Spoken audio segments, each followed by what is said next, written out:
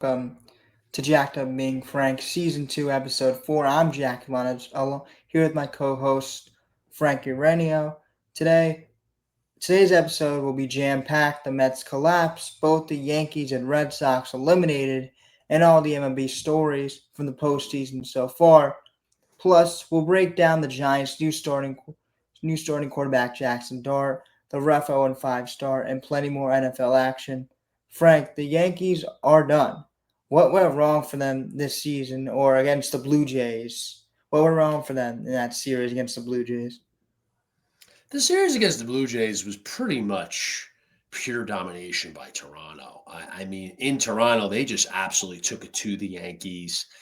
The Yankees did win game 3. That was a great comeback for them. The Aaron Judge home run was just amazing. I mean, nobody hits a home run on that pitch except Aaron Judge. I mean, at least in terms of modern players, I think of Barry Bonds. But I've been saying to people about that, I was saying we were talking about it yesterday, that the only two people that I've ever seen that could hit a home run on that pitch are Judge and Bonds. So again, a prolific home run. Chisholm. And they were also they were down 6-1 that game. So they still the Blue Jays were still dominating them for like a period. I mean, of course. Yeah, they did. And then Barger made that big error. He dropped the pop up. Like the Judge home run doesn't happen in the 4th inning if Barger just catches the ball. I mean, that's a ball has to be caught. And Kiner Falefa made an error in the 1st inning. So the Blue Jays, they made 2 big errors. I mean, the Barger one was a huge error. But, when you do that, you're probably going to lose a game, particularly a postseason game against a good team. I mean, everybody's good in the postseason. So, look, the Yankees got one, but they were dominant in the series. Toronto left no doubt. Like the run differential was enormous. It was like over 15 run differential. I forget exactly what it was. But Toronto was better at everything. And Toronto's lineup is relentless. They put the ball in play. They got a versatile lineup. The Yankees are a prolific home run team, a power team. But you get into postseason play. I know people talk about this all the time, every year in the postseason, but it's true. You get in the postseason, you're facing the best pitching, so you're not going to be able to hit all these home runs and beat up on mediocre and bad pitching like you do in the regular season. So I'm not surprised at all the Yankees got bounced. I mean, I think they easily could have been bounced in the wild card round, and we'll get to that series a bit against the Red Sox. But, the Yankees are just they're an unimpressive team. They're one-dimensional as an offense, and then their starting pitchers didn't come through. I mean, Max Fried paid him a lot of money. Yeah. He was bad in game 2. He pitched very well against the Red Sox. I walked 3 guys in the game. Like, I didn't think he was great, but he pitched well. But then he faces the Blue Jays, who have a much better lineup than the Red Sox. And he pitched poorly against them, and he got rocked. And then Rodon was not good in game 3. Schlittler was very good last night. I mean, what he did against the Red Sox was amazing, and then he was very good last night. Gave him a chance to win again, yeah. But, Heel didn't come through in game 1. So, I mean, it's just the Yankees got totally dominated. Like, it was kind of a gentleman's sweep, 3-1, but, like, 3-1 looks a lot better for the Yankees than how that series actually went. Well, yeah, I think it brings back the old-time argument of I mean, not old, it's not an old, but it's like contact versus power. I think you see a team like the Yankees would have led in the postseason by Aaron Judge, by Giancarlo Stanton, where those play Cody Bellinger, those players are not guys that are really going to – I mean, they get on base, but they're guys that will go swing for the fences. Jazz Chisholm, Ben Rice. Like, those are guys that you don't really see get those singles or, keep the rally going. Like, they're going for the home run. And, you saw it when you got 2 men on base for Aaron Judge and he went in and did Aaron Judge stuff. But they needed more of that. They need more of getting guys on base to set up Aaron Judge. And set up their big hitters, but they just kept trying to swing for the – and you see a team like the Blue Jays that jab at you, and they don't go for the knockout punch, but they jab. And everybody in that, it feels like everybody in that lineup had about 3 hits. That's really what it felt like. But it was a relentless assault by Yeah. Toronto. I mean, they're so difficult to keep in check as an offense because they put it in play, and it's not they just put it in play and they're getting soft hits. Like, they hit the ball hard, but they put it in play, and they'll hit home runs too. But they're just a much more versatile lineup than the Yankees. I mean, the Yankees, you get in a postseason situation, you're facing good pitching, you're facing the best pitching. Like, they're just not going to get it done. And I'll admit, I thought the Yankees were going to win this series in 4. My thinking was the starting pitching. Like, the Yankees had a big advantage of the starting pitching, but it didn't work out, and I underestimated how good the Toronto lineup is. Like, I knew they were good, but I didn't see them performing like they did in this series. Like, it just was out of this world. But now that the series has unfolded, it's like you just see it clear as day. Like, Toronto is much more well-built to win in the playoffs than the Yankees are. And Jack, again, honestly, like, the Yankees, I'm not going to say we're fortunate to beat the Red Sox, but you break that series down. They lost the first game. Crochet beat Fried. The Red Sox were down 1-0, but then they scored late. They win 3-1. And then game 2, the Yankees got up early, but Red Sox tied at 3-3, and then the Red Sox should have taken the lead 4-3. I mean, Nate Eaton doesn't score on that ball that Yoshida hit, that Chisholm fielded. Like, if they score that run, I think pretty good chance the Red Sox go on and hold on to that lead and win, and they win the series in 2. Like, it is what it is. The Yankees won. But you look at that series, it's like, Schlittler came up huge in game 3, but what did the Yankees really do offensively in that series? They didn't do anything except Volpe's home run in the first game. In that game. And then game 2, like, they scored 4 runs, but it was Ben Rice's home run early. And then game 3, the Red Sox gift wrapped it to them in the bottom of the 4th. I mean, with their defense, their terrible defense. So, the Yankees didn't do much offensively in that series. But they got the pitching they needed. And the Red Sox, their lineup is just not nearly as good as the Yankees lineup, and it's not nearly as good as the Blue Jays lineup. And they were missing Roman Anthony, but the Red Sox, they're going to have to address their lineup in the offseason. They need to get a big bat, but that's for another day to talk about that. But again, like, you look at what the Yankees did in this postseason, and it was very unimpressive. They went 3-4. And they this is where they're at. They're eliminated again. This time they're eliminated in the division series, and they got big issues. Yeah, they do, because I see a lot of offers. I mean, this is where you look at. I mean, Cody Bellinger 0-5, Trent Grisham 0-5. I mean, Austin Wells 0-4, Anthony Volpe 0-3. But you're seeing a lot of they don't put the bat on the ball like the Blue Jays do, or like a lot of other teams do. And that's why 4-0. They got an amazing performance to win that series by Cam Schlittler. But I think 4 runs shouldn't usually be enough. They didn't put up enough runs, and the pitching fell off. I do think that, Max Fried should be playing better. But again, the people, only 2 innings from, so your pitching really didn't come to play, where that was the one thing they were holding hope on, was that they have a great pitching staff, but Fried didn't come to play, and they just didn't get enough offense. Yeah, they didn't. I think their offense wasn't really that. I think if you break it down, like, game to game, you're getting enough runs, but it's just like the pitching and the fielding just wasn't good enough. And it wasn't fielding. I mean, you had Chisholm make that error last night. That cost him. It should have been a double play.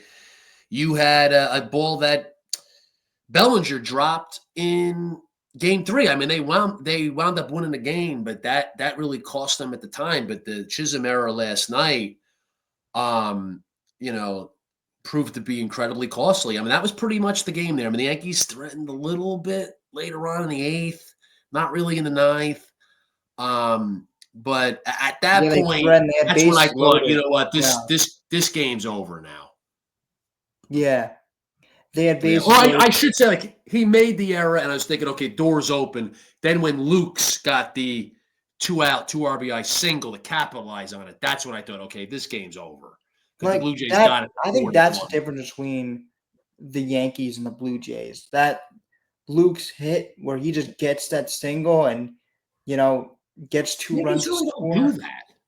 Like the Yankees didn't. Like they had bases loaded. Austin Wells swings at the first pitch. I mean, that's that all the momentum on your side. Swings at the first pitch, flies out. Well, I that was mean, the one he flew out pretty deep, right? yeah, Yeah, I mean but that it was a just good swing. Like you don't always have to take the first pitch. If you get a good pitch, the first pitch, you should swing. I didn't have a problem with that. I mean, he drove that ball. He hit it to the wrong part of the park. I mean, you don't guide the ball when you hit it, but he hit it to center field. So I mean, if that ball's pulled, it's a home run. But no, it wasn't. It's in the park. So I get what you're saying, but he got a good pitch to hit, so I don't have a problem with that. But the Yankees are always trying to go big fly. They're always trying to go home run. But like you said, the Luke's base hit. I mean, that was the game there. After the error from Chisholm, Luke's gets that hit with 2 outs. He picked up George Springer, struck out before that. But the Blue Jays could beat you in different ways. And they hit home runs. They hit a bunch of home runs in this series. I mean, they yeah. were going off Vladimir Guerrero home Jr. was runs in game 2. But the Blue Jays left no doubt. I mean, they're clearly a better team than the Yankees. And they pieced together their pitching. I mean, Gosman was good in game 1. The Yankees blew a big opportunity in the 6th inning when they had bases loaded, nobody out, and Judge struck out. So I'm going to pitch that wasn't even close. And then they wound up they wound up scoring 1 run in that inning, but they should have had and needed to have more than that. And then you savage the Toronto starter in game 2, just how incredible he was. And then Toronto's pitching wasn't good in game 3. Bieber struggled, bullpen didn't get the job done. But then last night they had a bullpen game, which I really disagreed with. I don't understand why Kevin Gausman can't pitch on 3 days rest. But, guys really don't pitch on 3 days rest these days. Very rare.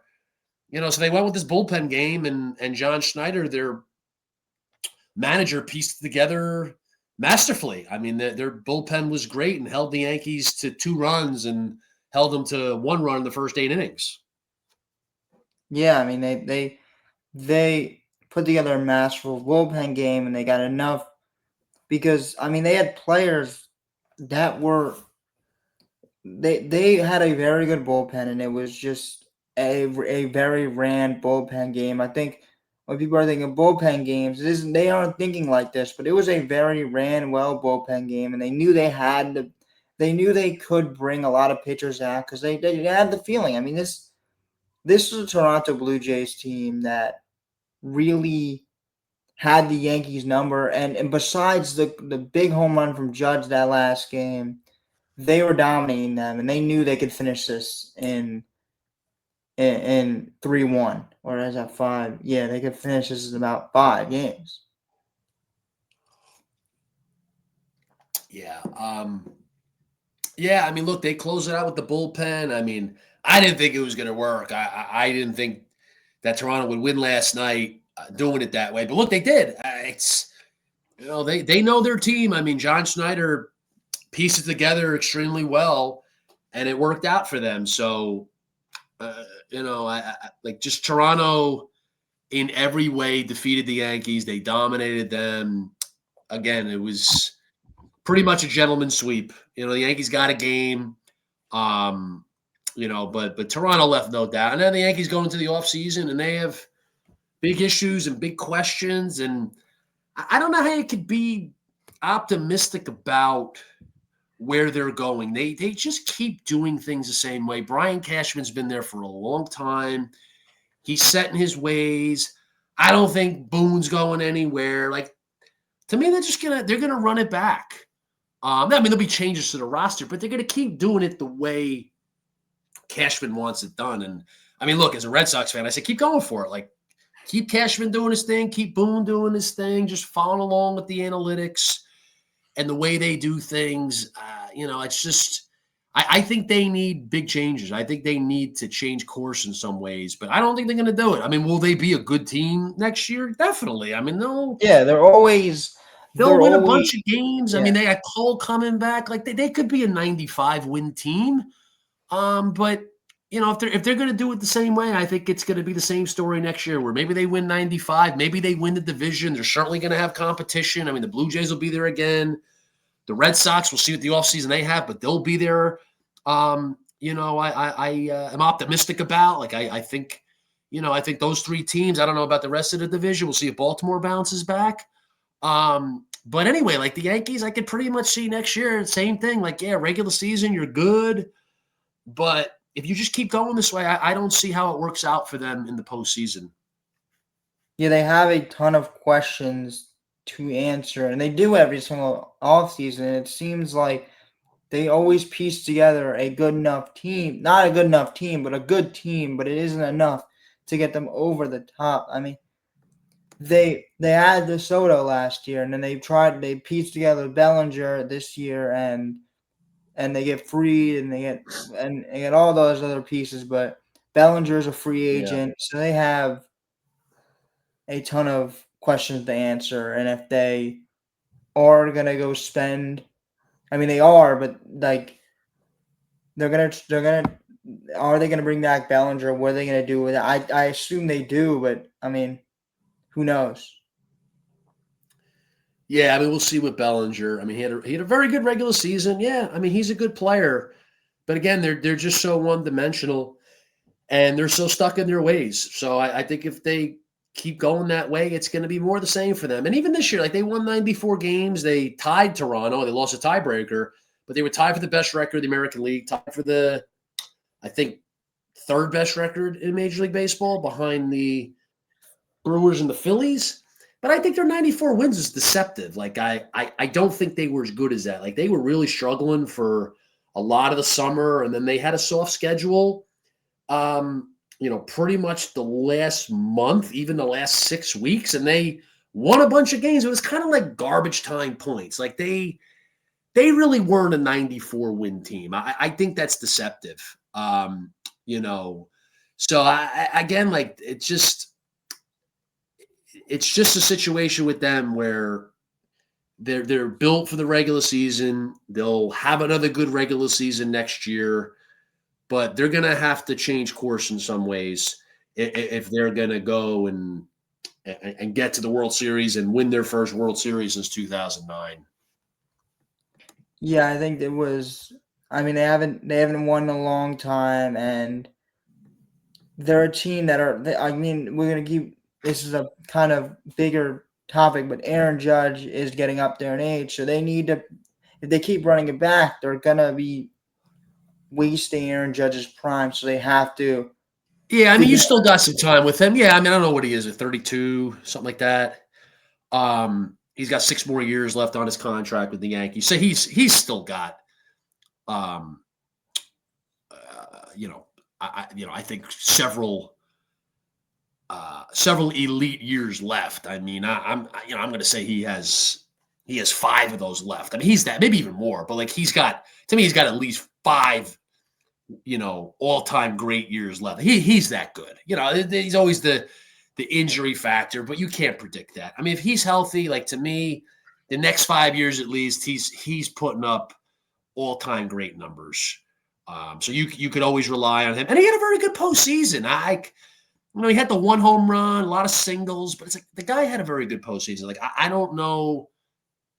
I don't know how much more you want him to do. Like I know that you're looking for that tear in the postseason where he's hitting a bunch of home runs, but it's not so easy to do that. And he didn't choke this postseason. He didn't have an underwhelming postseason. I mean, he had a very good postseason, and I think for him at some point it's coming where he has that all-time great postseason, like Alex Rodriguez had in 2009 for the Yankees, where he puts the team on his back, he hits a bunch of home runs. Like one of these years that's coming. It's just, look, it is I'm not making excuses for the guy, but it's very difficult to do that. And there's plenty of examples of great players, all-time great players who struggled in the postseason, and then eventually got it going, or maybe didn't eventually got it going. Like Barry Bonds early in his career really struggled in the postseason, and then he was amazing. Did take steroids, but he still was great. So he turned it around, had great postseasons. But again, I think for Judge that's coming. I think that playoffs where he carries the Yankees, puts them on his back, that's coming at some point. I think also the Yankees kind of like what he did. I think they just need to get people on base, and that's what he consistently did. And I think for them, they just need people to get on base, and that's what Judge did. But I think that yes, the tear is gonna come for him because he has flashes that he can really provide in the postseason, and he was really relentless on getting on base. I think. What was it? The bottom of the seventh yesterday, they couldn't get him up to the plate. I don't remember what was it. I'm trying to remember what inning it was. Late in the game, and they left him on deck. They could have got him up as the tying run or the go-ahead run. I'm drawing a blank, but they couldn't get him up there in the big spot. Even in the ninth inning, they had to get the first 3 runners on, I believe, for him to come up with the bases loaded. But again, they could not get him up there in the big spot as the tying run or the go-ahead run. So again, to me, he did his job in the postseason. That strikeout in Game 1 was very costly, no doubt. He doesn't do that in the regular season. Did the pressure get to him? I think it did. I think him swinging at that pitch shows that the pressure got to him. But it's the postseason. I'm not excusing him, but things happen. They just do. It's he's Aaron Judge. He's not the problem. He's you shouldn't even think about him. You should we're talking about him. We're it's our talk show, so we're gonna discuss it. But he shouldn't be a concern at all. He's not a concern. He's problems for the Yankees. There was bigger problems for the Yankees, and sometimes it is a few years ago, in other years in the playoffs. Yes, it was a problem that Judge was choking or doing it, but he was not the problem at all. What the problem was Stan didn't come to produce like he did in the regular season. Yeah, Stan, who's been great in the postseason in the past, wasn't good this year. And Grisham. That's what happens when you're so one-dimensional. So you're relying on Giancarlo Stanton to hit his home runs. But what happens if he doesn't? But if you're more versatile, you put the ball in play, you could score in different ways. You could produce offensively in different ways. Well, then if a guy goes cold, isn't hitting home runs, well, then you could score in different ways. But that's the problem with the Yankees. So it's not a Giancarlo Stanton problem. It's the way the Yankees build their team. And Brian Cashman, he's going to keep doing his way, which, again, as a Red Sox fan, Brian, go for it. Keep doing your thing. Keep Aaron Boone. Just keep running it back, and you'll keep going out in the playoffs every year. Well, it isn't Giancarlo Stanton's fault, but I'm what I'm saying is that, Ben Rice, they're relying kind of on him as well. He's not Aaron Judge, but they're relying on him. 222 batting average, 730 OPS. They're relying on these guys, and they're just not coming through. And this is not even Judge. That's why I don't blame this on Judge, because, you look down the rest of the scorecard, and besides him, there's no. Trent Grisham, who had a pretty decent to very good regular season, very good for him this season, didn't show up at all in the playoffs. Yeah, that's the thing that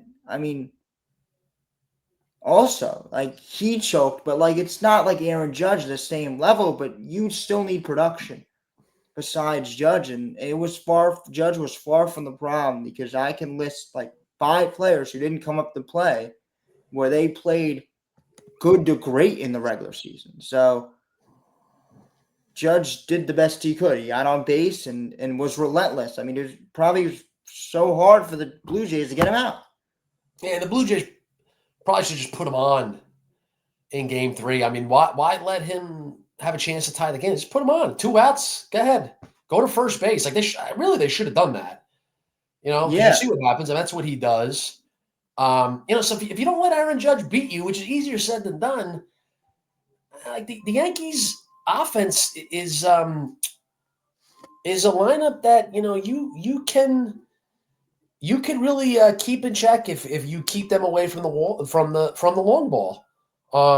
You know, and again, when you get to the postseason and all the pitching is good, it's the best pitching. Well, you know, the pitching is going to win out over the hitting, and that's what you saw with the Yankees throughout their postseason this year.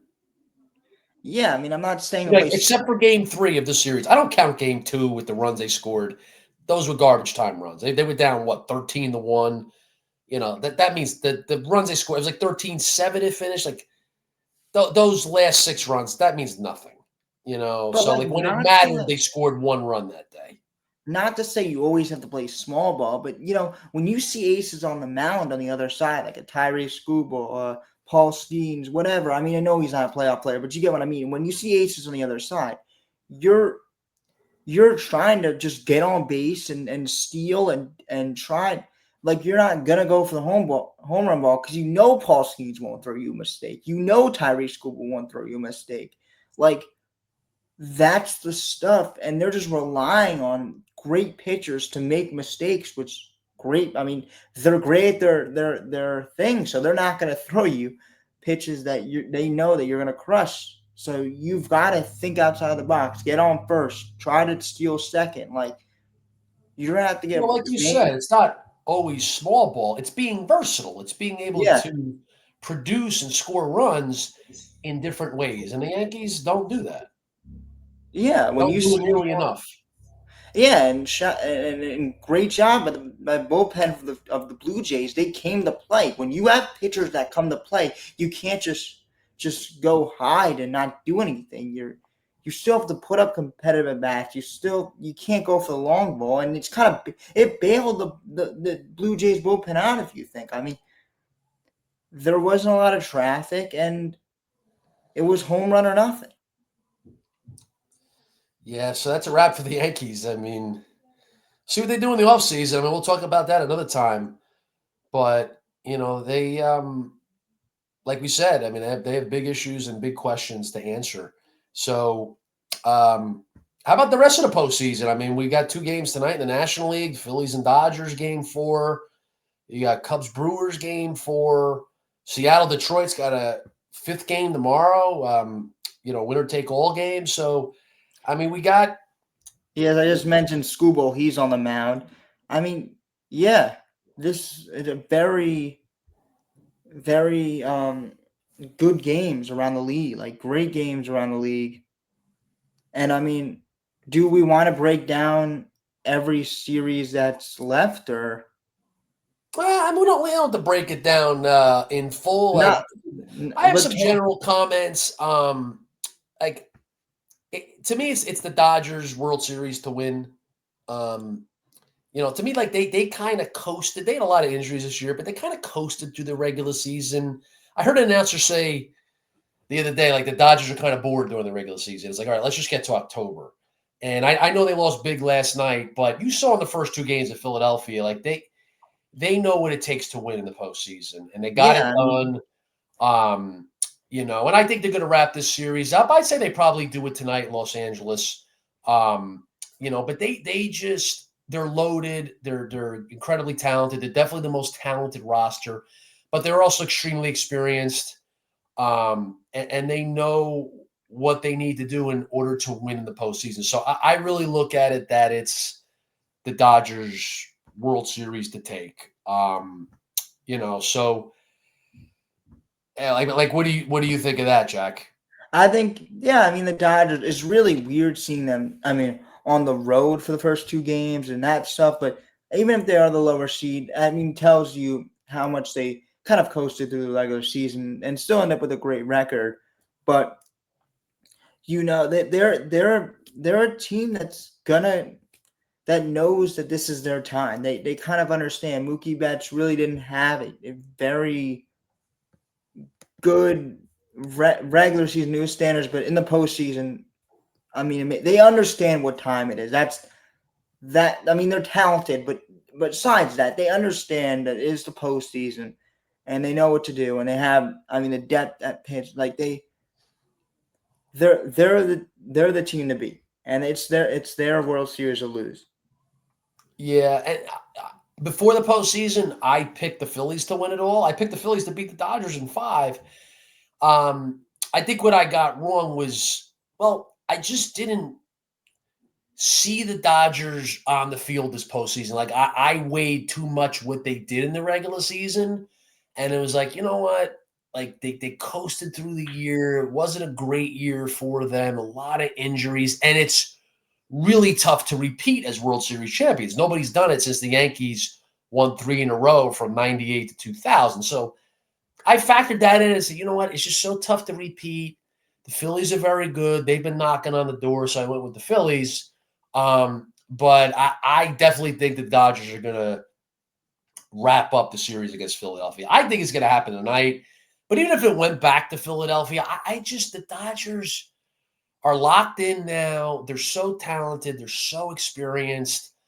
And games 1 and 2 in Philadelphia, the way they went down, but game 2 in the bottom of the 9th, where the Phillies came back, they were down 4-1 to start the bottom of the 9th, and they scored 2 runs right away, and then they laid down a bunt, and the Dodgers put on the wheel play, and they executed it so perfectly. And the Phillies, they did it wrong.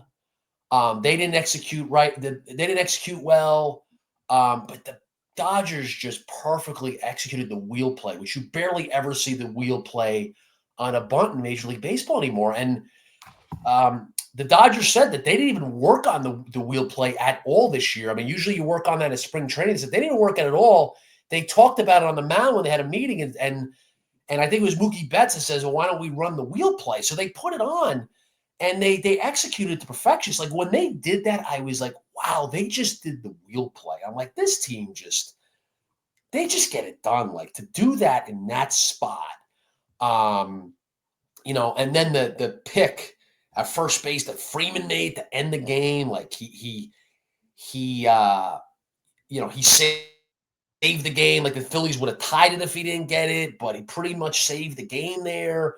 Yeah. And then going back to game 1, how they came back, and it's just like they handle the pressure and they get things done and they execute when they need to in the big spots. So honestly, Jack, I think they're going to repeat. To me, it was whoever wins the Phillies Dodgers series was going to win the World Series. I went with the Phillies beforehand, but I'm backing off on it. I think the Dodgers are just going to get it done again. Yeah, they're just that good, and they're very deep down the lineup, and they just have a super deep lineup. But there's another series going on, Milwaukee versus Cubs, and Milwaukee took it to them the first 2 games. Yeah, and they almost came back yesterday too. And they almost came back as well. And the Milwaukee with them is that they're just very, and they also just put the bat on the ball. I think is the same thing as the Blue Jays do. I mean, they're just Milwaukee plays baseball. I mean, that's the way I put it. Like these teams, the way they play these days, like you're not playing baseball. You're playing home run derby. You're playing big ball. Milwaukee plays good, solid baseball. I think they're going to get it done. I think they're going to finish it up tonight too. And if they don't finish up tonight, I definitely think they're going to get this done and win this series. The Cubs, I think they've been unimpressive. They have issues with their pitching, big issues. So I like Milwaukee to get this done. They're a better baseball team than the Cubs. Yeah, Milwaukee is a very good team, and they don't just put the bat on the ball. They really know, like, they're gonna hit a bunch of singles, and they're gonna, like, Milwaukee, they're always here, but I don't know if they always get to the top. They don't, but this could be their time. They're always like, Milwaukee's always here, but it's... Yeah, I think the problem is that they're going to run into the Dodgers. And I picked them to go to the NLCS before the postseason and to lose to the Phillies. But I think they would have a much better chance against the Phillies, much better than they would against the Dodgers. I do not see them beating the Dodgers. But if the Phillies did come back in this series, I think the Phillies would then go on and win the National League. But I think the Brewers would have a much better chance against Philadelphia and against Los Angeles. So Tigers, Mariners, as I just referenced, Skubal on the mound. Yeah. Um, What a fascinating game. That's a big game tomorrow. I'm looking forward to that with Skubal. I saw Seattle hasn't announced a starter yet, but Seattle has a deep pitching staff. That is a must-see baseball game. Like that is just a great winner take all. I'm torn on that. I picked Seattle to go to the World Series before the postseason. So I had them playing the. Did I have the Red Sox? I think it did. I think I picked the Red Sox to go to the ALCS. Whatever. I'm a fan. Can you blame me? But anyway, like I had Seattle going to the World Series and losing to Philadelphia. But Jack, like honestly, I don't know. Like Tarek Skubal, he lost game 2, and he was pretty good, but he gave up 2 home runs. He's got to be better than that as an ace. Man, I just could see him. I hate using this term like everybody says this now. He's this pitcher's going to shove. You ever hear that term? He's going to shove. I don't know. It annoys me for some reason, but it's kind of funny too. But I think Skubal's going to absolutely shove tomorrow. But I don't know. Like it's a tough one to pick. I mean, Seattle's home. That Seattle's starved for a team to go to the World Series. They've never been to one. Like I don't know. Who do you think's taking that one tomorrow? I'm torn, Jack. I really like. I'm like, it's tough. I think, as you said, I mean, Skubal's coming off a bad game for a standard. I mean, 2 home runs. He lost the game. Still won 7 innings. But this is his time, and I think Detroit has enough. I do, but I also think Seattle's at home. But I think that this is Detroit's thing to win. I think Detroit's going to win this. That's my prediction here. I just like Skubal on the mound for them. I just like the ace, and they also have him playing well in that last game. I think, and I'm like thinking Skubal's going to be great, but the Mariners are going to match the Tigers pitching because the Mariners have a deep staff. Like I don't know what their plan is for tomorrow. They haven't announced a starter yet, but to me, like their pitching's going to come up big tomorrow, and I think it's going to be a very low scoring game. And I just kind of lean towards Seattle getting it done at home. I mean, Seattle's so starved for a winner. Jack, it's so tough. I'm so torn on this game, but I'm going to go with that Seattle gets it done at home. I think it's their time. They've had so much heartbreak, but I think it's their time to at least go to the next round. And again, like I got them going to the World Series, but I don't say it confidently, but I'm going to go with Seattle coming through tomorrow in a low scoring game. I think I could agree with that too. They're at home, and it could definitely be low scoring, and it will be low scoring, I think, because Seattle is a very deep staff, but I feel like Detroit. I mean, I just have a good feeling about them. And I'm sorry, Jack. Sorry to interrupt you, but Seattle announced George Kirby, as their starting pitcher. They didn't have a starting pitcher announced on the MLB app, but on Fox Sports app, George Kirby is announced. Yeah, but I think that. I mean, look, he's not Skubal, but he's a quality starting pitcher, and then they have the pitching depth to piece it together. So I mean, look, you could go either way on this game. I'm just going to go with Seattle at home. it's very fascinating, this matchup. I think two teams starving. Um, and I think both teams could come out with it. I mean, it's very fascinating, this matchup. It's Let's very see. Like, good. I can't wait for that game. I mean, I'm looking forward to the games tonight too. But I can't wait. The only game that will be better in the division series is if Philadelphia and Los Angeles go to a fifth game. If that goes to a fifth game, and I'm rooting for that. I want to see a fifth game. I don't think it's going to happen, but I'd love to see it. I think a Philadelphia Los Angeles game 5 would just be. I'd love to be there. I'd love to go to Philadelphia, but you can imagine what those tickets are going to cost. But that would be incredible. Yeah. I think the more game 5 is the better, and this one is fascinating where the Tigers. Yeah, I mean, just like rooting interest wise, I want to see Milwaukee win tonight. I like Milwaukee. I like the way they play. Craig Counsell leaving Milwaukee to go manage Chicago. Like, I just like Milwaukee's story, and personally, I'd like to see him beat the Cubs. So I'm rooting for that. But you know what? If you're rooting for a game 5, I get that too. I mean, that would certainly be exciting. So you want to go to football? Yeah, let's talk NFL. We got these two miserable New York teams. Yeah. One of them is playing tonight. So, Jack, why don't you go into the Giants and give us your take on the progression of this season? Obviously the bad loss to the Saints last week after the really good win against the Chargers. So, give us your take on where the Giants are at, and then give us your take on tonight's game against the Eagles at MetLife Stadium. Yeah, the Giants insert Jackson Dart as starting quarterback, and the first game against the Chargers was really good.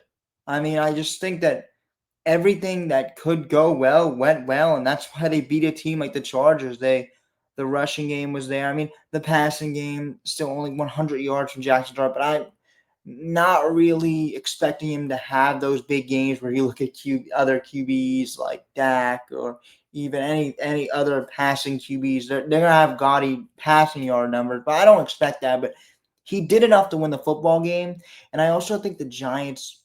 What he brings to the Giants most importantly is juice. I think the Giants need the juice, especially when they were a team that was losing every game with Russell Wilson. And it was just there was no juice you could see in the game against the Chiefs. They like the energy wasn't there, and the energy wasn't there, and I think that the game this game is going to be a game where the Eagles are definitely favored, and they're probably going to win. But what the Giants are seeing is progression. I think the game against the Saints, break it down. I mean, they lost because of a lot of mistakes, youthful mistakes. I mean, fumbles. Cam Scatterby put the ball on the ground. He's been great, amazing. But for the Giants as a young rookie, and also they're going to be running the ball with their quarterback in Jackson Dart too, because they want to keep the pressure off him. And Cam Scatterby, the rookie, has been great. They do lose. Well, I mean, I'm talking a lot around in circles, but I'm going to get the Malik Neighbors. But they lose the game against New Orleans. A lot of youthful mistakes. Jackson Dart looked good in the first drive, looked good in spurts, but he made a throw that wasn't the best in the world. But, and he also underthrew Darius Slayton, even though he just sucks. But he underthrew him. He's whatever. I mean, we're back to football, but, he underthrew him. So just going to give Darius Slayton that. But he's terrible. He's awful. So the Giants, I mean, speaking of wide receivers, speaking of Darius Slayton, he's out. And then Malik Neighbors with a knee, that stinked. I mean, having Neighbors go down with the torn ACL stinks. And it doesn't stink like the Giants going to win more games, but it was good to see Jackson Dart and a very good wide receiver. And now you kind of give him a terrible situation, not like you meant to, but here he is with a mediocre old line and Wan'Dale Robinson, your number one wide receiver. No shade to Wan'Dale Robinson. He's a good player, a great player. He's good in his own right. Slot wide receiver 2, wide receiver 3 type player, but he's not a wide receiver 1. But you give him this situation you have him against the Eagles. This is going to be a game. This is going to interesting game, an interesting game, and I really mean this. I think that what are the Giants going to do against a defense like the Philadelphia Eagles? Was them being able to get through the Chargers defense a fluke?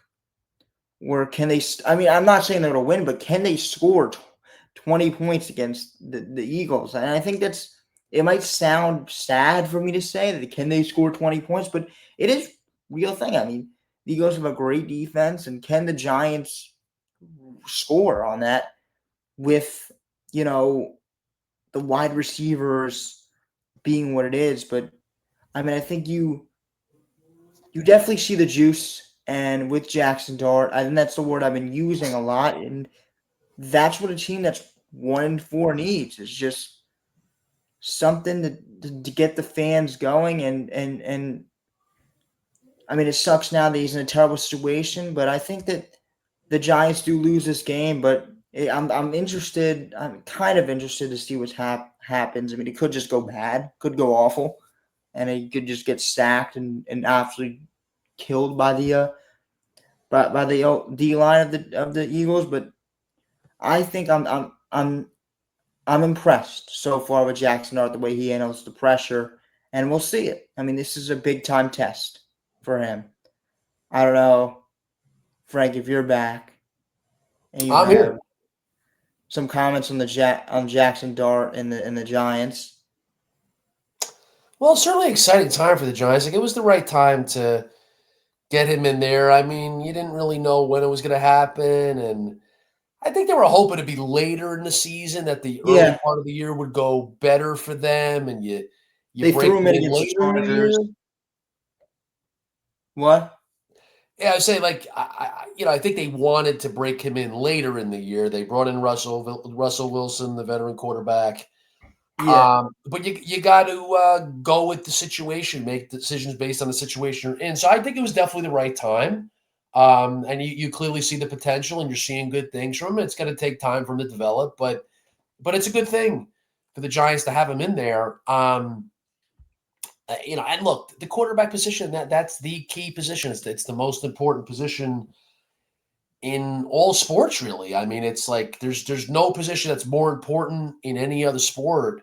And you could argue it's most important of any position in any sport, relative to the sport.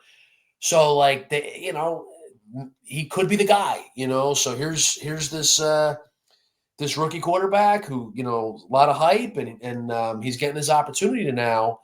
So it's exciting, and there's hope because of that. But like you were talking about, I mean, the Giants, still have a lot of issues, and it's, not a great situation for him in terms of, playing on this current Giants team, and, just, the obstacles there. But I guess, like, I got a question for you. Like, at the end of the season, I mean, what do you want to be looking back upon and seeing for the Giants? Like, what would you consider at this point to now be a success for the long term? Like, when we do a show, after the Giants seasons include, like, what do you as a fan want to be saying that's positive and optimistic, that, gets you excited about what the future holds? well, I think I want to be confident in Jackson Dart as a player for the future. I think it's a hard schedule, but I think we can kind of figure out through it if we're comfortable and having him. And for now, I'm pretty comfortable. I mean, the way he can evade pressure and stuff like that. And also, you get a young running back like Cam Scadaboo. Do you feel confident in him running it back then? So if you have your QB and running back and you feel confident in that, and Malik Neighbors coming back, and the defense really, like, you have players like Brian Burns who are going to keep playing well. Like, it's really dumb for me to say this, but it's. I mean, it definitely you want to win, but it's going to be hard. Looking down the schedule, the Giants could lose a lot of games. games. I mean, I think at this point, like the wins and losses for the Giants, they don't matter much. Like I want you to say that because I didn't want to say that because I wanted you to say that because, of course, like that's I another think opinion. you gotta adapt to the situation, as I said before, that it was preferable for Dart to break in later in the year, but looking at the situation they were in with the start to the season, it was the right thing for Dart to break in and be the starter in the Chargers game. Like I think that was the right call. So yeah, you have to assess the situation. So when the season started, we were talking and we were both on the same page. Like you can't dismiss the win total. Like they got to go win some games this year. But now with Dart being in there early on and Neighbors is out, and you just see what the team is, it's like, well, it stinks because that's really going to be Brian Dable's job. I think the season's going to be a kind of part of the. I don't know. I mean, you really don't know how they're going to work. I mean, I think if Jackson Dart looks good, I think he could keep his job. But I think that it's going to be Brian Dable. It's his job is weird because he's been this Jackson Dart guy. So if he does good, like, and they lose a lot of games, I mean, I could still see where they fire him, but they could still keep him around. Like it's weird. It's gonna be weird trying to evaluate Brian Dable.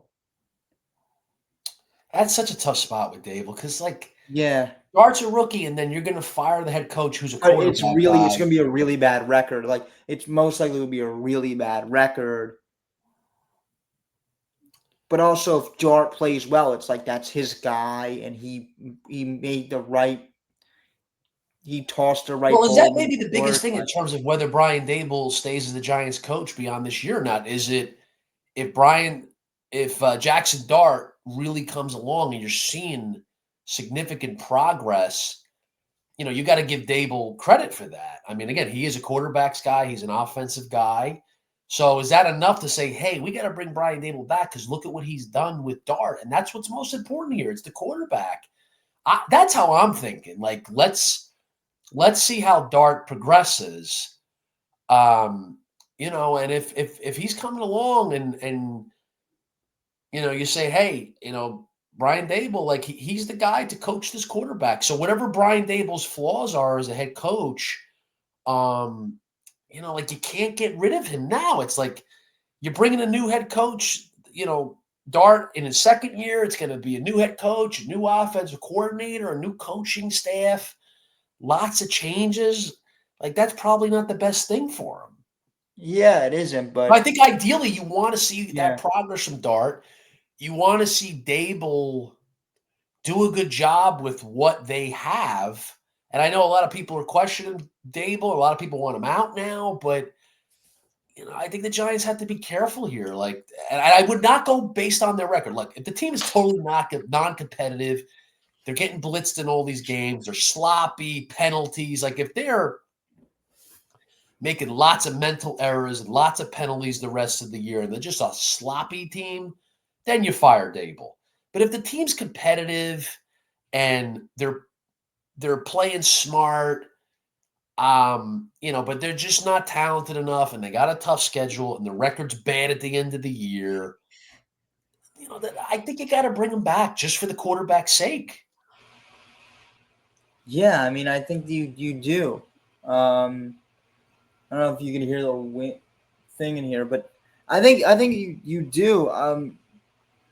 I just feel that owners may look at the record, and I don't. That game against the Saints was definitely winnable, and you see that loss, but I think that's his guy. And I think if his guy does well, I don't see how you get rid of him. Like, in Giants fans are definitely, it's going to be a split opinion. I mean, some Giants fans are going to be like, whoa, what the heck? I mean, the team stinks and you're keeping Brian Dable around again. It's going to be a split opinion, but I do believe that's going to be a split opinion, but I also believe that the right choice is it's his guy. And this is his last chance.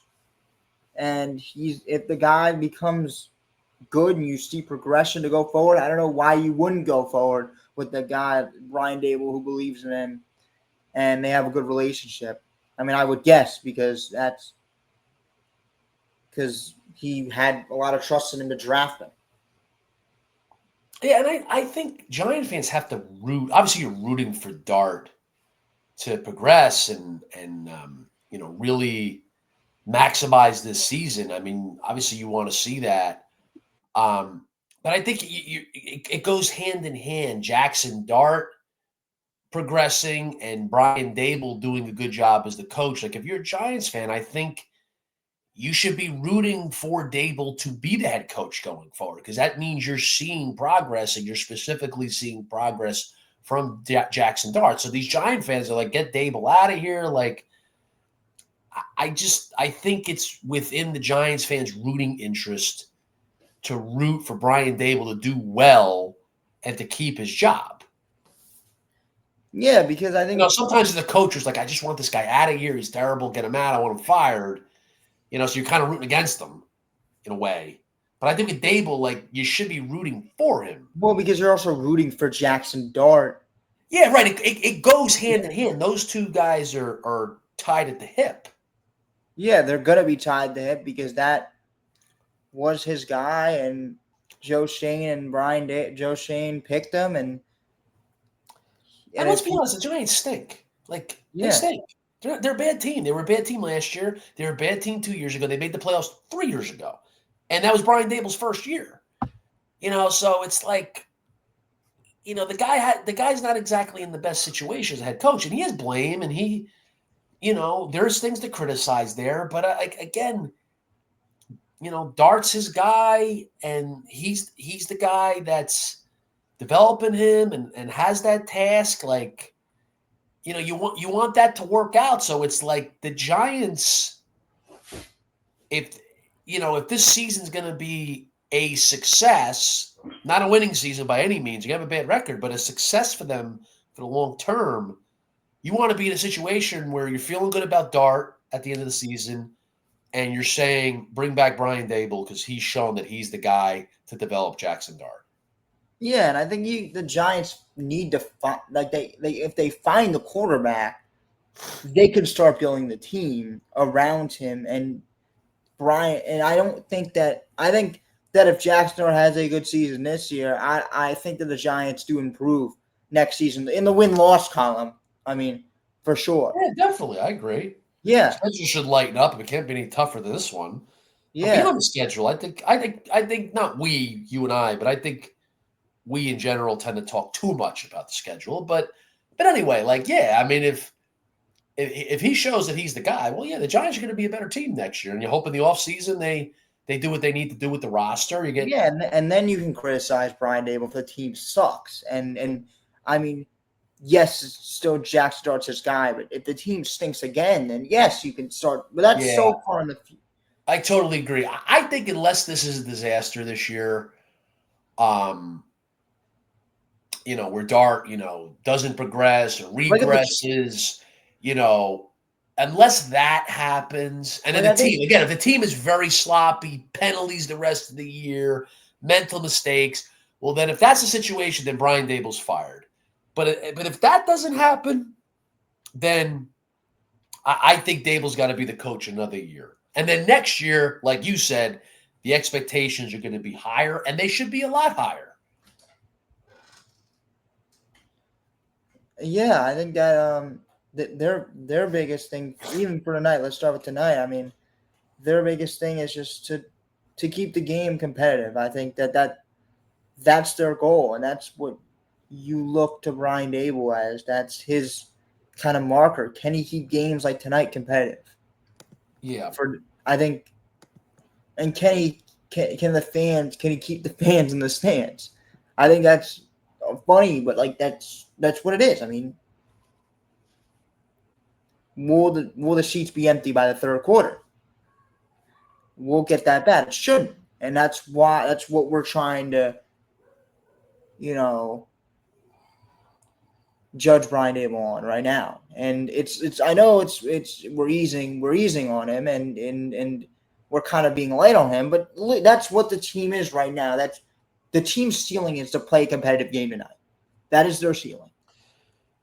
Yeah, and that should be the expectation. You're totally right. They need to play a competitive game. I'm not saying it goes down to the wire, but they need to be competitive. Like, yeah, that's also you want to see a one-score game going to the fourth quarter. I think if you get that, the Giants have done their job.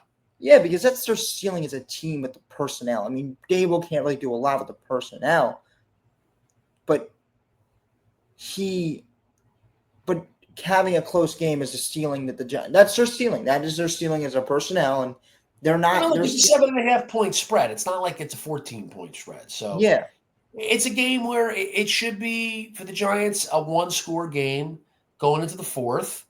If they wind up losing by 2 scores, Philadelphia, scores again and they win by 2 scores. Okay, you get to 3 scores, that's too much. You're getting blown out, but yeah, you should expect a competitive game. I mean, you shouldn't expect a win. I mean, a win, I don't see that happening. But, hey, they certainly need to have that expectation that they're playing a competitive game tonight. Yeah, they have to play competitive games, and they have to improve. And Dart's going to have to really, keep improving through the season. You're going to have to feel confident about him and Brian Dable. And I think they will. I think Dart is a very good player, and I think that they're going to reap the benefits of drafting him because he's the perfect guy for the situation where he makes good throws, and I think that he's a smart player, and I think what Frank was talking about is play smart, and if they play dumb, that's going to be looked at the coaches and firing people. But I think that what he does is he plays smart. I know 2 interceptions, whatever. I think Jackson Dart's a very smart player, and that is also a checklist for Brian Dable, and to not get fired is, will the Giants be smart? And he's a smart player. He knows when to get the ball out because he really knows what situation he is and knows what situation he is in with the pressure. I mean, with the not pressure, but the actual pressure of the defenders coming after him. It's going to happen, and he just needs to get the ball out. And I think that he's a smart player, and I don't see the Giants really being a sloppy team, which is good. But they're a young team, and they can also run the ball too.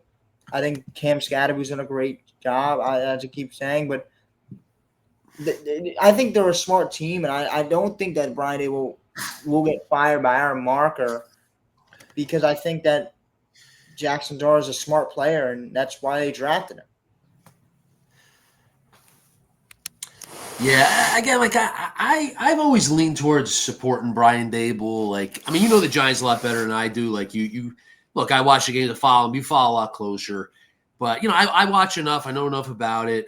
I just, I know it's been a rough few years, but I go back to the first year and what he did there, and again, he's been stacked a tough deck with the Giants. I mean, they've had poor teams now for 3 years in a row, and it's a mess.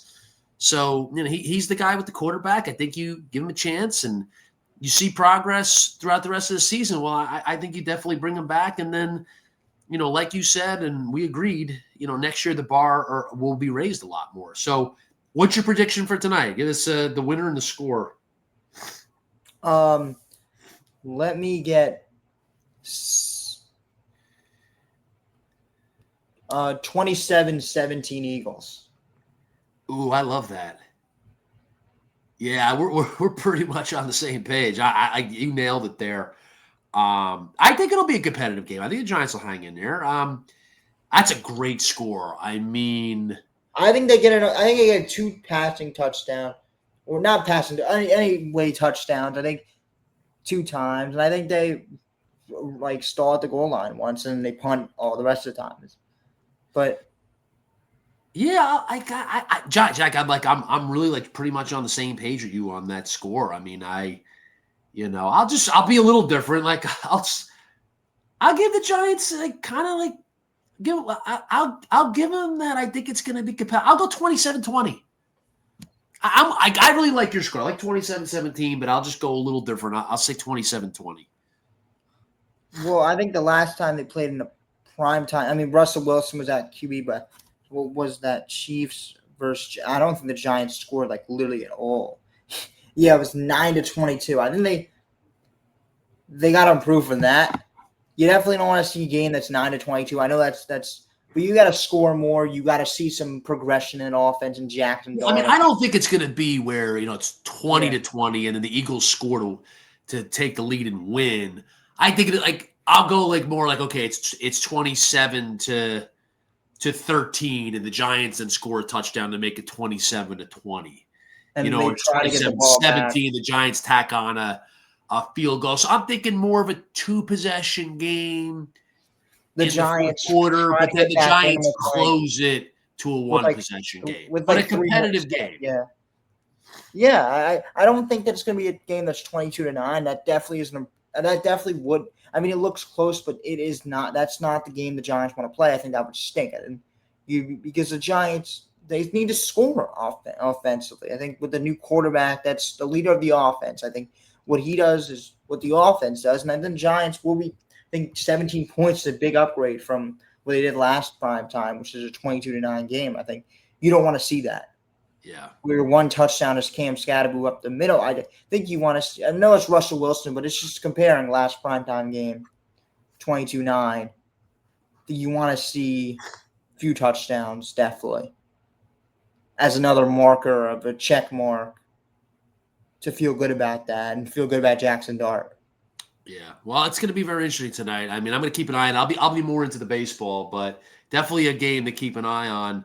And see what Jackson Dart does in his third game as a starter for the Giants. Yeah. So, Jack, you want to wrap with some Jets thoughts and the Mets too? I mean, you want to give us something quick on the Mets, just the end of their season, and I'll lead us on the Jets quickly.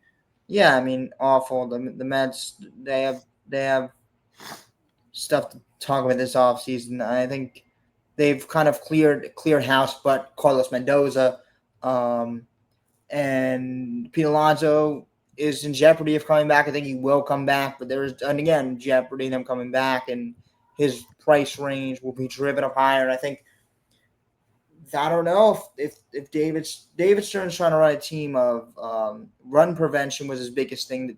The Mets lost. Yes, one of the reasons was run prevention. So. And Pete Alonso wasn't really good at that, so we'll see what they end up doing. But I think they will end up bringing Pete Alonso back. Who knows? I think that but they still also need to make more moves, get better pitching, and we'll see. So you're optimistic they're going to bring back Alonso? I am, but I feel like they're. I don't know. I'm not with the way. I mean, when you say that, I'm kind of leaning. I'm not very. I know I sounded very optimistic. I'm not super because of the postseason interview from not that they didn't make the postseason, but after the season interview from David Stearns was like the run prevention sucked, and Pete Alonso, as great as his bat was this season, was probably one of the biggest parts of that run prevention, and not a very good first base defender. So yeah. We'll see. I mean, it's just it'll be interesting. I think they'll end up bringing him back because he is that type of player for the Mets. I think they kind of can't resist it. Yeah, but it'll be interesting to see how much he's sought after on the free agent market. Who the suitors are, what they're willing to pay him.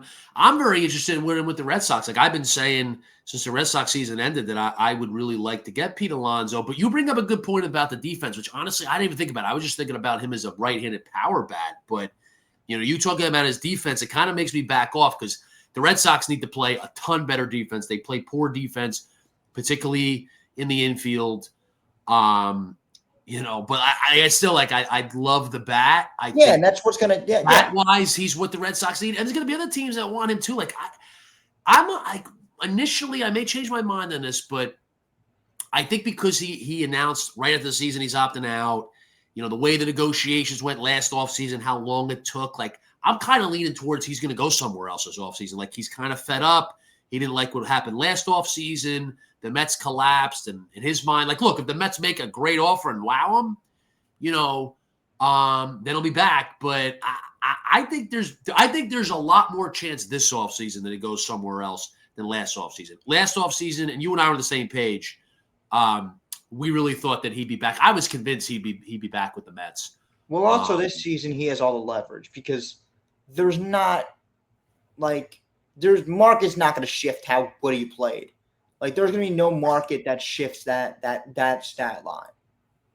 Like what he put up. And I know defense, whatever, it doesn't matter. Teams are not going to look at that. I don't think the defense can be much of a deterrent. Like not like they're not going to look at that at all, but teams are going to want him because of this that 800 high 800 OPS. Like I mean, not like the guy's a big time right-handed power bat. I mean, there's gonna be several suitors for him.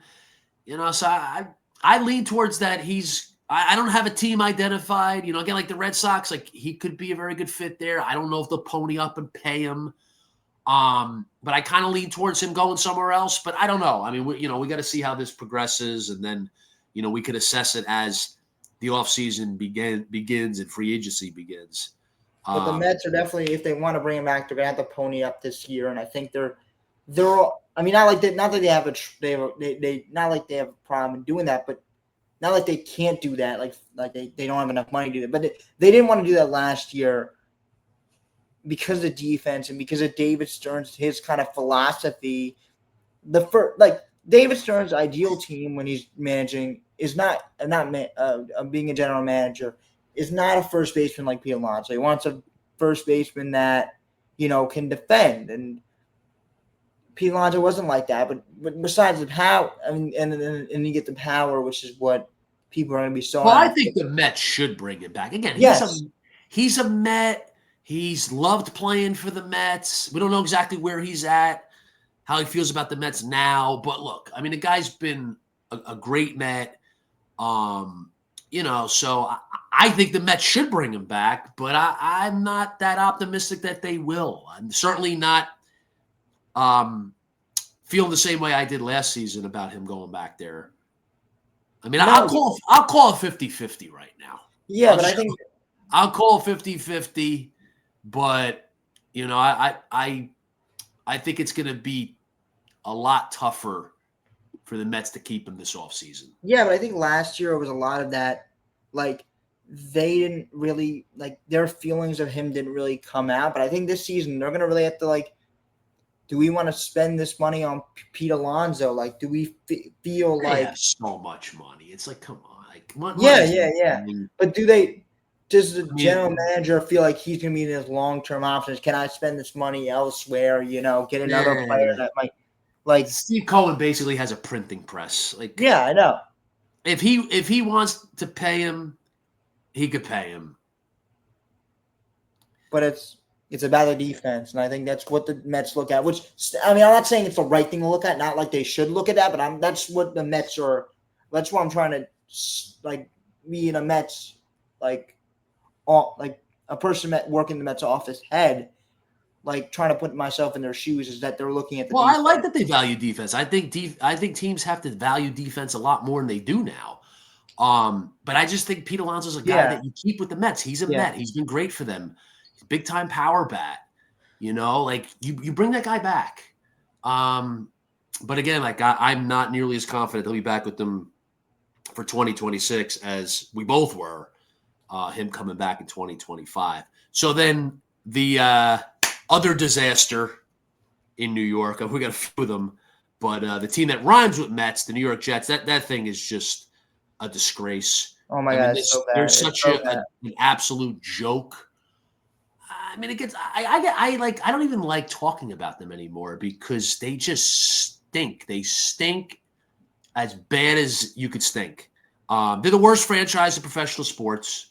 In the four major sports in North America. To me, there's no question about it. There's some contenders, but it's just miserable. I mean, Aaron Glenn, I don't know. I'm going to give him the whole year.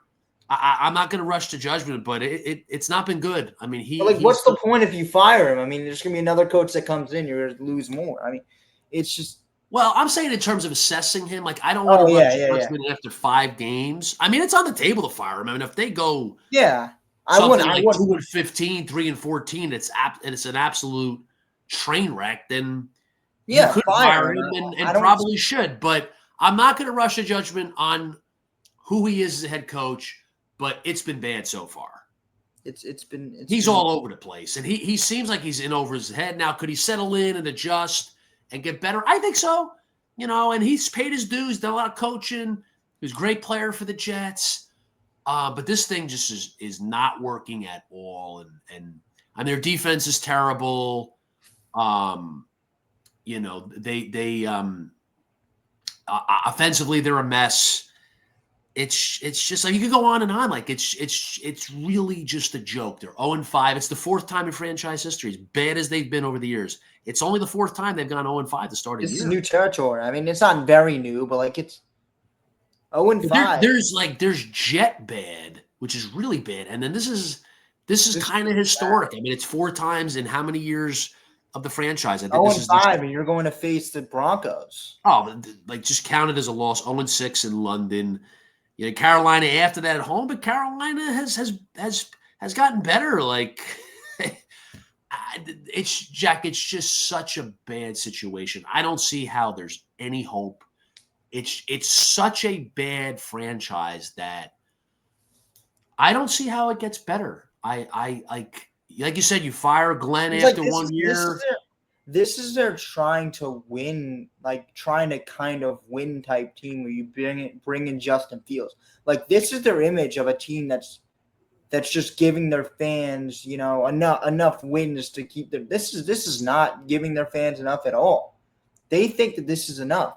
Like, well, we talked about it. Yeah, like we talked about that, and we talked about how they think that this is going to be a 9-8 or not even no, I'm not even going to say that, but a team that can win at least 6, 5, 6, like 8 to 9 games, like at best. But this is the team they think that can do that. They can tide over the Jets fans where they really kind of rebuild still, but they want to keep competing. This team just stinks, and they're I mean, they might as well be rebuilding with this record. Yeah. So yeah, it's just such a mess. It's just there's so much there. Again, the terrible defense, the offense that just doesn't work, doesn't make sense. They run block pretty well. There's good signs there in the run game, and then like with Fields, like you see good things. He's definitely not the long-term solution. He's like. But he's what is and like who is, and then you're also gonna have to figure out so many other places on all the other positions of your team. Like, I don't know. Yeah, and there is talent on the roster. There are playmakers, but getting your playmakers the ball, just running an effective offense, using the RPO more. People talk about that a lot. I mean, seems to make sense. They should be doing that more. And it's just they're poorly coached. The penalties, the mental mistakes. Well, that's where you don't want. It's just a barrage of bad, negative things, and it results in an 0-5 team that is horrific, and they look like they're heading towards 2-15, 3-14. Well, that's like the sloppiness is like, I know we're relating it. I know the Giants only have one less loss than them, but that's what you don't want to see if you're a Giants fan, is sloppiness, and they've been playing and just, I mean, the coaching is bad, but it's also like they just haven't been playing good on defense at all. I mean, the Cowboys were just injured up front, and they just, I mean, on that line, and they still just scored at ease. Like, the Cowboys weren't like a clean bill of health. They just that game was just miserable. I mean, to play like that, if the Cowboys offense, which they have the skill players. Like I said, the line is banged up. They have CeeDee Lamb. I mean, but they also, that's not it. I mean, they also didn't have like a lot of their O-line. Yeah, I mean that game. I mean, look, the Bills game was bad, but the Cowboys game was worse. And the Cowboys game was the worst game of the season. And look, the Miami game was terrible. The Bills game was horrible. They came back in the Tampa game, Every but game you was knew bad. that Tampa was going to go down the field and win, kick the field at the end. And then the Steelers game was their best game of the year, but they still lost. They turned it over at the wrong time. And just because they're a losing team and a losing franchise, they lost that game. So it's just a mess. There's no hope. They're really I don't say that lightly. There's no hope. Yeah, I mean, I'm. This team is like the Colorado Rockies have more hope. Like and they don't have much. I'm an optimistic really guy. No, I really am. Like I really try my best. Try to be optimistic about every single team. I'll talk about the last place team in the NBA, but like this is different. I don't know. It's because the ownership and the higher ups are so inept. They're so incompetent and so awful at what they do. It's like, what chance do you have with Woody Johnson as the owner? I mean, it's just an absolutely disgraceful, disastrous organization, and it makes it almost impossible to have a good football team. Like sometimes you get lucky, and it's like, all right, like you have a coach in there that does a good job, and you brought in a good GM, and it works for a short time, but then it eventually goes in the wrong direction because you just have a miserable franchise, and that's why they're at where they're at. So I think until they have a new owner, which who knows when that's going to be, it's just going to continue to be a disaster. We could be looking 5 years from now. It's 20 years since the Jets made the playoffs. Yeah, it's bad, and they don't really have a lot of. I mean, young. Garrett Wilson's young. They have a young tight end, but I don't know. Like other teams that are bad, they have like hope. Like, I mean, I'm not gonna keep going back to the Giants. Like they're the greatest team, and they're not good at all, and they're dysfunctional as well. But there's so much more hope for the Giants than there is for the Jets. Yeah, but Jackson Dart's young. Like Cam Scattergood. They have a young quarterback. I mean, the Jets never get it right at quarterback. That's the position. That's the most important position in sports. They never get it right. Yeah, so that's gonna. We hit everything. But yeah, I can't. As we end this episode, I'm really, MLB big time game, middle of the second, Phillies Dodgers. So that's, that's gonna be a big game. Oh, that's right. The game started. Yeah. Yeah. MLB Game 5, and then you also get the NFL. So yeah, next episode we'll be talking about a lot more stuff about the MLB and the playoffs. So we'll see you guys then. See ya.